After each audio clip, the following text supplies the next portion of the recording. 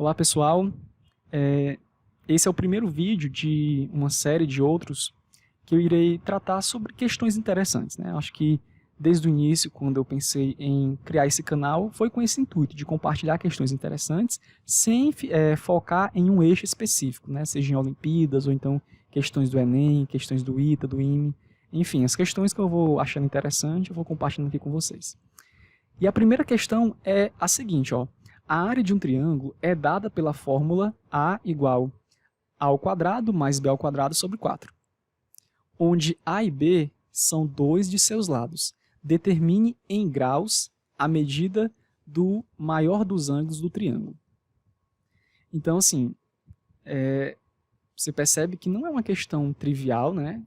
Não é uma questão que você lê e imediatamente surge aquela ideia mirabolante que você vai conseguir resolver a questão. A gente tem que pensar um pouquinho.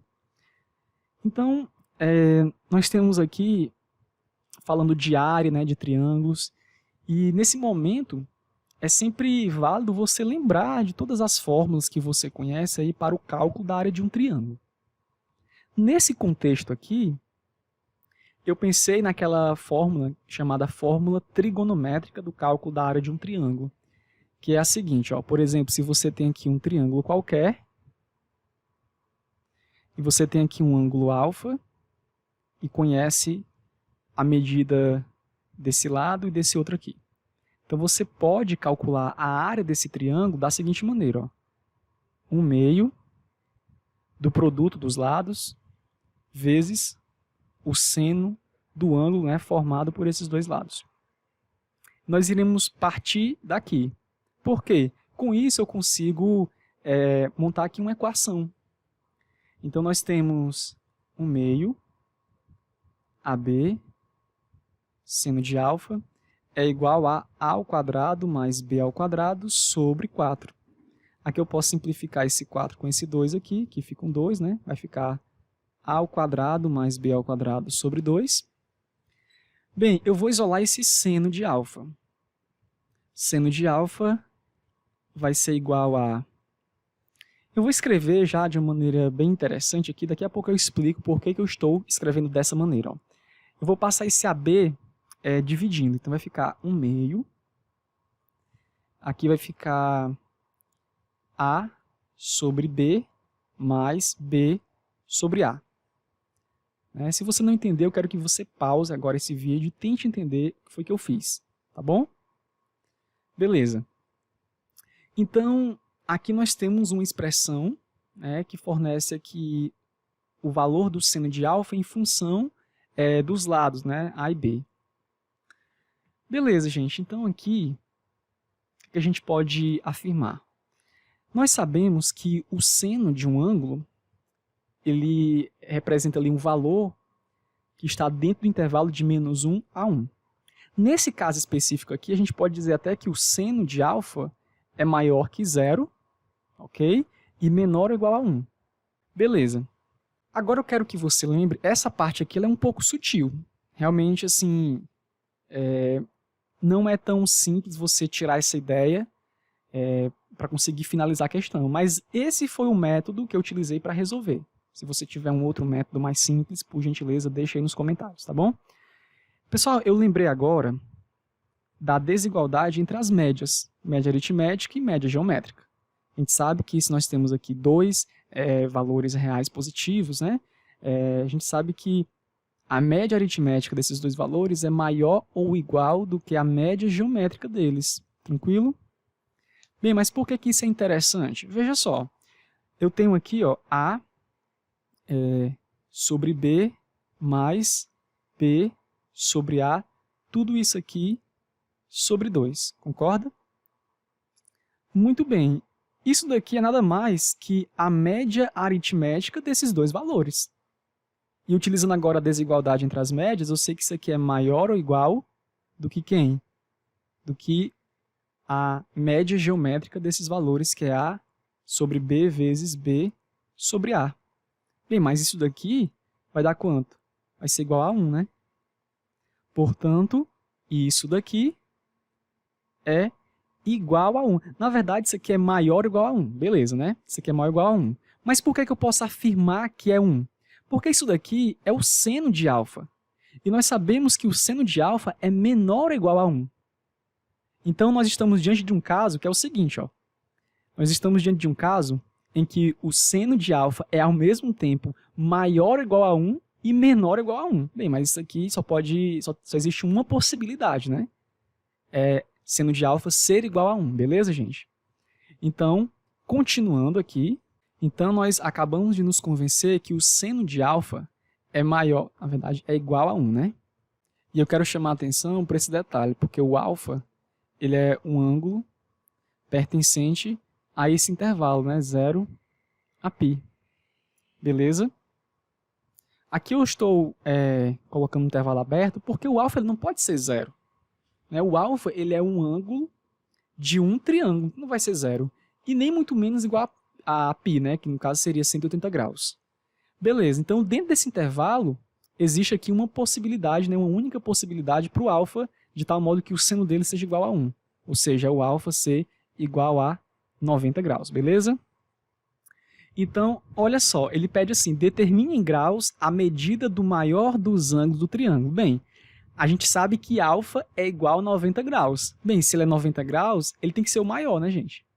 Porque nós sabemos que se houvesse um outro ângulo maior que 90 graus, a gente não teria um triângulo.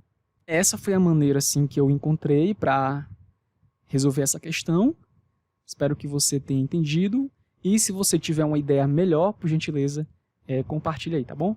Então vamos para a próxima questão. Questão de número 2.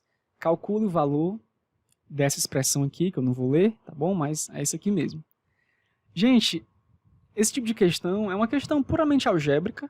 Aqui você só precisa lembrar um pouco daquelas relações. E a gente vai ver que não é necessário decorar aquele monte de relações trigonométricas, porque se você souber a relação fundamental da trigonometria, você consegue deduzir todas as demais. Então, eu gostaria só de lembrar o seguinte aqui. Nós sabemos que cossecante de um ângulo alfa, por exemplo, é na verdade 1 sobre seno de alfa, né? É o inverso da função seno. Secante de alfa é igual a 1 sobre cosseno de alfa. E por fim, nós temos que a cotangente de alfa é 1 sobre tangente de alfa. Então isso aqui são conhecimentos básicos. A outra coisa que eu gostaria de frisar aqui é o seguinte, ó. Nós temos uma expressão que envolve cossecante e cotangente. Então é natural que você queira encontrar uma relação entre essas duas funções trigonométricas, né? Vamos tratar aqui em termos de função, beleza? Então eu quero que você lembre que o seno de um ângulo ao quadrado mais o cosseno do mesmo ângulo ao quadrado, isso aqui é sempre igual a 1, relação fundamental. Bem, eu quero encontrar uma relação entre cossecante e cotangente. Como é que eu faço aparecer aqui uma cossecante? Vocês concordam que se eu dividir todo mundo aqui por seno de alfa ao quadrado, vai surgir uma cossecante. Quer ver? Aqui vai ficar 1. Aqui vai ficar cosseno de alfa ao quadrado sobre seno de alfa ao quadrado, que é igual a cotangente de alfa ao quadrado, igual a 1 sobre seno de alfa ao quadrado, que é cossecante de alfa ao quadrado. Tranquilo? Então está aqui a nossa relação. Agora, vamos apagar aqui. Eu vou escrever essa relação que nós acabamos de encontrar aqui no cantinho. Beleza. Só que tem um probleminha, né? Aqui a gente tem um termo elevado à sexta potência. Bem, mas cossecante de alfa ao quadrado, se eu elevar isso aqui ao cubo, eu vou obter um termo elevado à sexta potência, correto? Só que elevando isso aqui ao cubo, eu tenho que elevar essa expressão também ao cubo. Isso aqui vai ficar assim, né? O primeiro ao cubo, mais 3 vezes o primeiro ao quadrado, vezes o segundo, mais 3 vezes o primeiro, vezes o segundo ao quadrado, que vai ficar cotangente de alfa elevado a 4, mais o segundo ao cubo, que vai ficar cotangente de alfa elevado a sexta, beleza? Então a gente vai ter que substituir, que vai ficar 1 mais 3 vezes cotangente de alfa ao quadrado mais 3 vezes cotangente de alfa elevado a 4 mais cotangente de alfa elevado a sexta, e você repete os demais, né? Que vai ficar um menos cotangente. Ah, detalhe, né? Eu estou aqui viajando. Ó. Aqui, onde tem alfa, eu tenho que colocar o 10 graus, né, gente? 10 graus, 10 graus e 10 graus.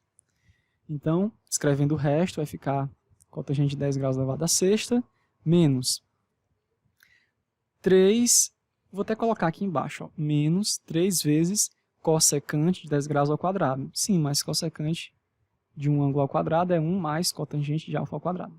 Então aqui vai ficar 1 mais cotangente de 10 graus elevado ao quadrado. Vezes cotangente 10 graus elevado ao quadrado. Bem, é possível a gente já simplificar, né? Olha só, isso aqui vai embora com esse, correto? Aí aqui, vamos lá. Deixa eu ver aqui. Pronto. Eu vou repetir novamente essa primeira parte aqui, então a gente pode fazer direto, né? Olha só, gente. Vocês concordam que quando vocês desenvolverem isso daqui, ó, como é que vai ficar? Vai ficar um menos 3 cotangente de 10 graus ao quadrado menos 3 vezes cotangente de 10 graus elevado à quarta potência, correto? Bem, diante disso, a gente pode fazer novas simplificações. Ó.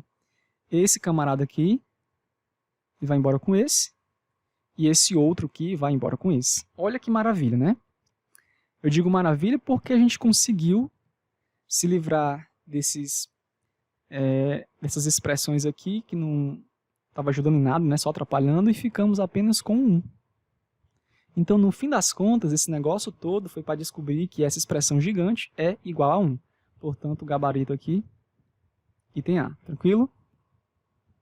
Desculpe a bagunça, tá? Mas é porque, gente, eu tenho uma letra grande e o quadro aqui, né, digamos assim, é bem pequeno. Então, mas eu acho que deu para entender, né? Firmeza? Vamos adiante. Questão de número 3. Observe a figura a seguir. Nessa figura, O é o centro do semicírculo de diâmetro AD. AC é igual a CO, BAD é igual a alfa e BCD é igual a θ. Demonstre essa identidade aqui. A primeira coisa é a seguinte, ó. Nós temos aqui que demonstrar essa igualdade que envolve relações trigonométricas. Pessoal, falou em relação trigonométrica, você tem que lembrar do quê?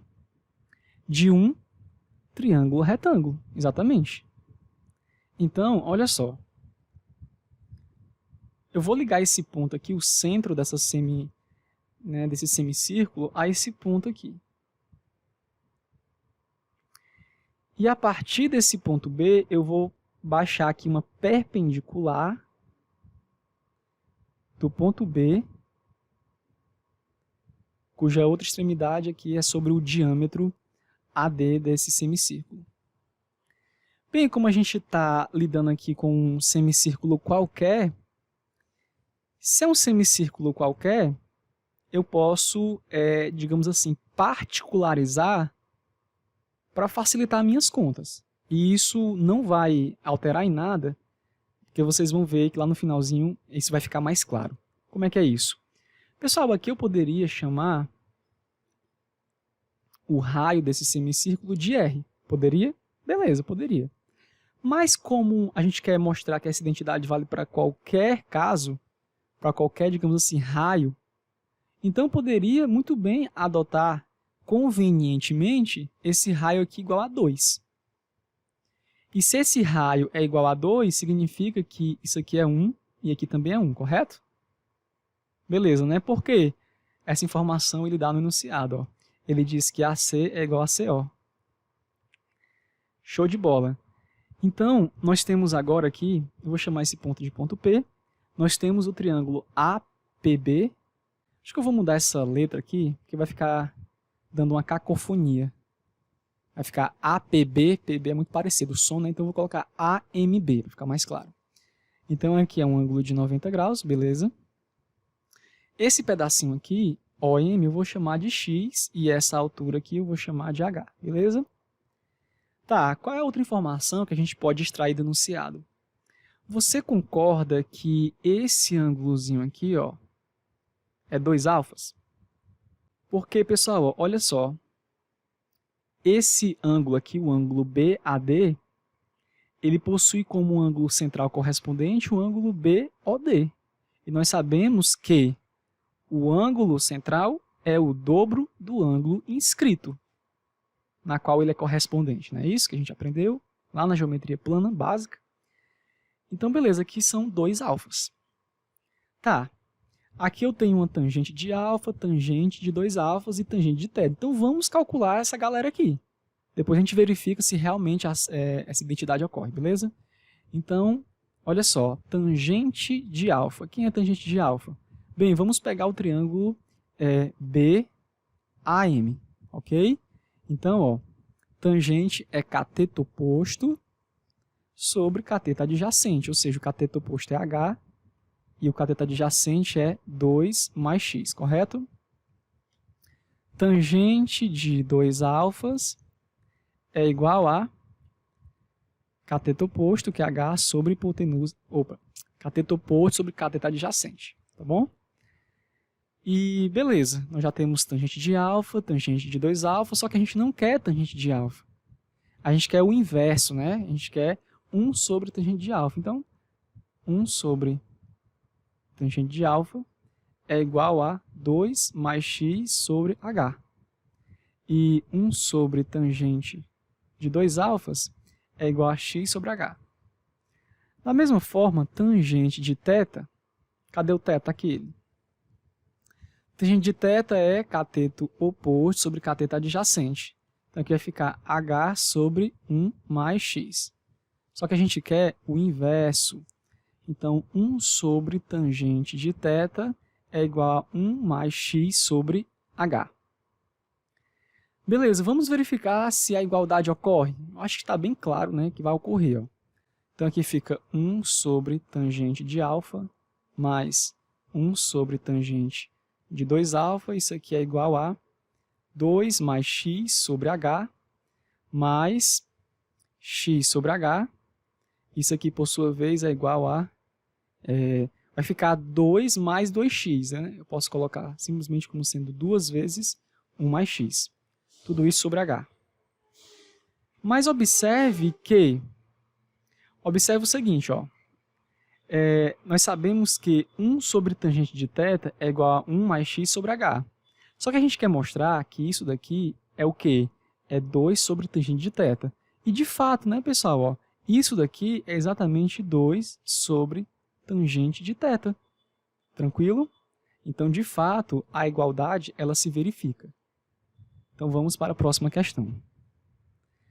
Considere o triângulo ABC de lados A igual a BC, B igual a C e C igual a AB.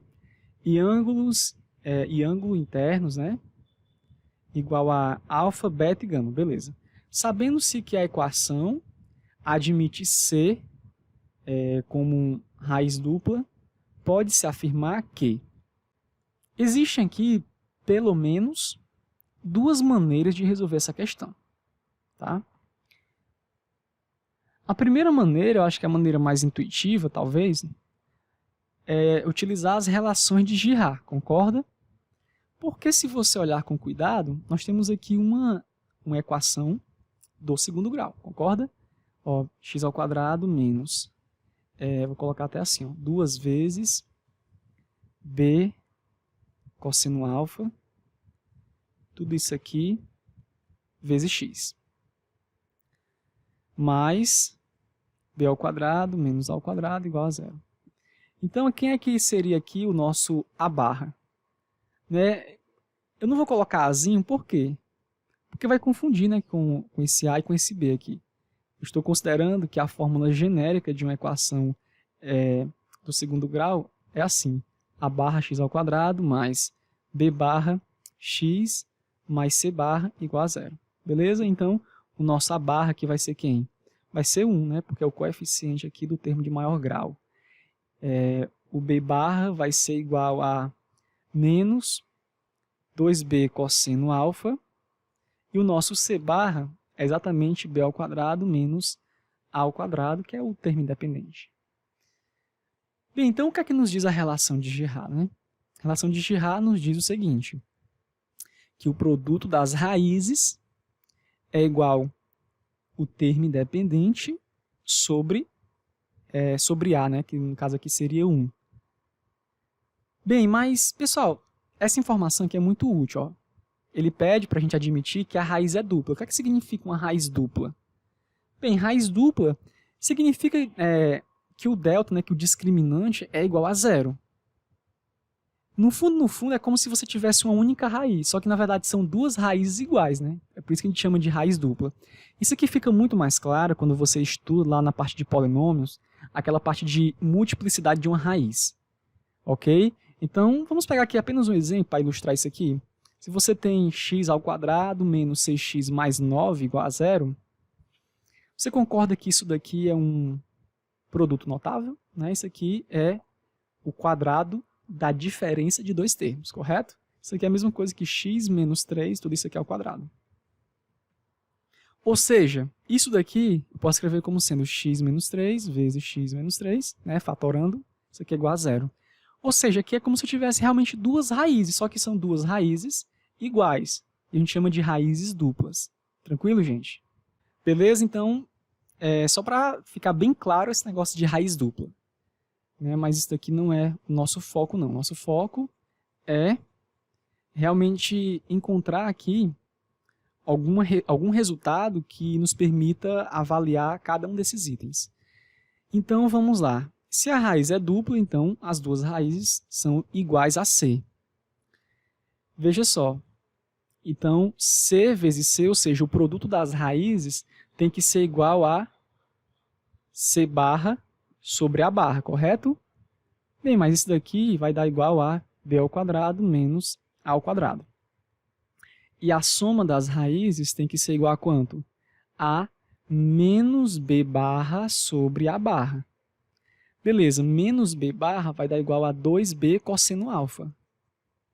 Isso aqui vai dar 2B cosseno alfa. Então, dessas duas igualdades, a gente tem o seguinte, ó. Isso aqui vai ficar C vezes C é C ao quadrado. Então, nós temos que A ao quadrado, na verdade, até colocar assim. B ao quadrado, vou passar esse menos A ao quadrado aqui para o primeiro membro. Vai ficar assim, né? B ao quadrado é igual a ao quadrado mais C ao quadrado. E aqui na segunda vai ficar 2C, vou fazer logo direto, vai ficar cosseno de alfa é igual a C sobre B. Tranquilo? Então, o que é que a gente obtém a partir daqui? Veja só, nós estamos aqui diante de um triângulo em que existe essa relação aqui entre os lados desse triângulo. Ou seja, um lado ao quadrado é igual à soma dos quadrados dos outros dois lados. Pessoal, quando isso ocorre, o que é que a gente pode afirmar? A gente pode afirmar que o triângulo em questão se trata de um triângulo retângulo. Porque somente os triângulos retângulos possuem essa característica do quadrado de um lado ser igual à soma dos quadrados dos outros dois. Na verdade, isso daqui seria a recíproca do teorema de Pitágoras, porque a gente só lembra o seguinte, né? Se um triângulo é retângulo, então vale que hipotenusa ao quadrado é igual à soma dos quadrados catetos. Só que a gente esquece da volta. A gente esquece que, dado um triângulo que goza dessa propriedade, né, do quadrado de um lado ser igual à soma dos quadrados dos outros dois lados, isso implica que o triângulo ele é retângulo. Então é isso que nós estamos utilizando agora. Então o primeiro fato é que o triângulo ABC é retângulo, tá bom? Retângulo. Bem, mas se ele é retângulo, aqui a gente pode dizer também que B seria a hipotenusa, né? Hipotenusa. Beleza? Então, com essas informações, a gente garante que o item E é o item correto. Ou seja, o triângulo ele é retângulo e B é a hipotenusa. Tamo junto, pessoal? Beleza, né? Então, vamos pensar numa outra forma agora de resolver essa questão. Como é que ficaria aqui? Ó? Eu vou apagar, beleza? E aqui a gente vai utilizar o fato de que, se nós temos uma raiz dupla, então o discriminante é igual a zero, tranquilo? Então, delta, quem é delta? Né? B ao quadrado é menos 4ac, correto? Só que aqui vai ter um b barra, a barra e c barra. Então, delta é igual a, quem é o b barra? Menos 2b cosseno alfa, tranquilo? Então, aqui vai ficar 4b ao quadrado cosseno de alfa ao quadrado, menos 4 vezes 1 vezes o c barra, que é b ao quadrado menos a ao quadrado. Então, aqui vai ficar o seguinte, tudo isso aqui é igual a zero, né? Muito importante isso. Então, isso aqui a gente já pode escrever assim, ó, 4b ao quadrado cosseno alfa ao quadrado, isso aqui é igual a 4, eu vou colocar logo assim, 4b ao quadrado menos 4 ao quadrado. Muito bem. Então, isso daqui a gente pode dar uma arrumada, né?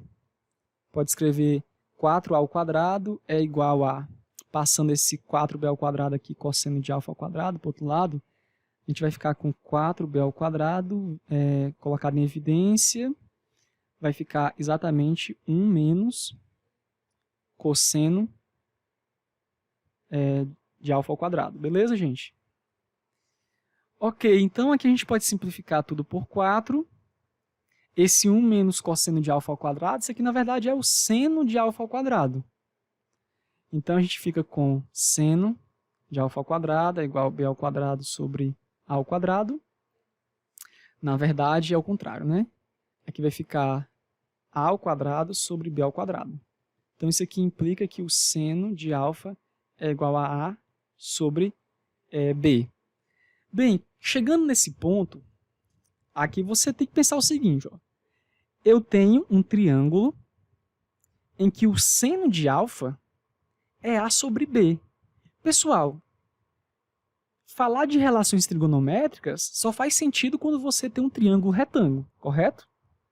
Você não vai falar de relações trigonométricas em um triângulo qualquer. No pior das hipóteses, você tem que fazer uma construção auxiliar, de modo a fazer surgir ali um triângulo retângulo, para começar a trabalhar com seno, cosseno, tangente, tranquilo? Então, se você tem que a razão entre esses dois lados aí desse triângulo é igual ao seno do ângulo alfa, então, na verdade, a gente tem que o triângulo ABC ele é retângulo. E se ele é retângulo, o B tem que ser hipotenusa, né? Porque o seno de um ângulo que é cateto oposto sobre hipotenusa.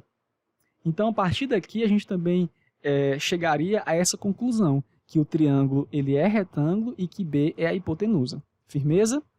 Então é isso. Essa é outra maneira que você poderia utilizar para resolver. Espero que você tenha entendido. Então, vamos para a próxima. Bem, essa aqui é a última questão, tá? Prometo. Essa é a última. Em outras oportunidades a gente resolve mais. Olha só, considera a figura a seguir. A gente tem esse triângulo, né? E a gente quer encontrar a área de BDC. BDC é essa área aqui, tá, gente? Então, novamente, uma questão, né, puramente algébrica, você tem que saber o que? Manipular, né, brincar com essas relações trigonométricas, essa é a verdade.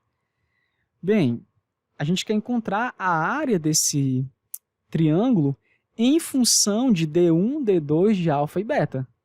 Então, pessoal, vamos começar aqui pelo básico. O que é o básico? Isso aqui a gente aprende lá no 6º ano, né? Que é a área de um triângulo, que é a área do triângulo é base vezes a altura dividido por 2, correto? Então, no caso aqui do triângulo ABC, na verdade DC, né?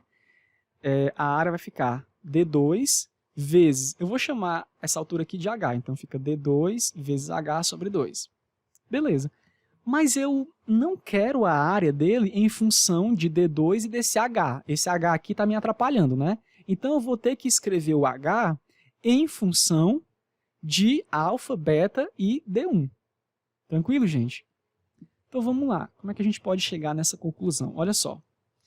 Eu vou chamar aqui de x, tá bom?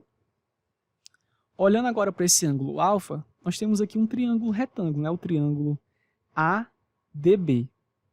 Então, veja só, tangente de alfa é igual a cateto oposto sobre cateto adjacente. Então, é H sobre D1 mais X, correto? Muito bem. Aqui a gente já poderia transformar essa tangente numa cotangente. Porque, observe que aqui eu não tenho tangente, né? Eu tenho cotangente. Então, vamos cuidar dessa parte logo. Então, nós temos que D1 mais X sobre H é igual a cotangente de alfa. Desse modo, eu posso isolar aqui o X em função de H. Então, fazendo isso, eu tenho que X é igual a H vezes cotangente de alfa menos D1. Bem, isso aqui já é bom, né? Porque agora vamos trabalhar com a tangente. Vamos fazer logo direto, né? Vamos fazer cotangente de beta. Bem, se tangente é cateto oposto sobre cateto adjacente, então a cotangente é cateto adjacente sobre cateto oposto. Então aqui vai ficar X sobre H, beleza? Portanto, olha só que maravilha aqui. O X é igual a H vezes cotangente de beta. Portanto, eu posso agora substituir esse X nessa equação anterior. Vai ficar H vezes cotangente de beta é igual a H vezes cotangente de alfa menos 1. Isso aqui eu posso escrever, né, como sendo, isso aqui é equivalente a...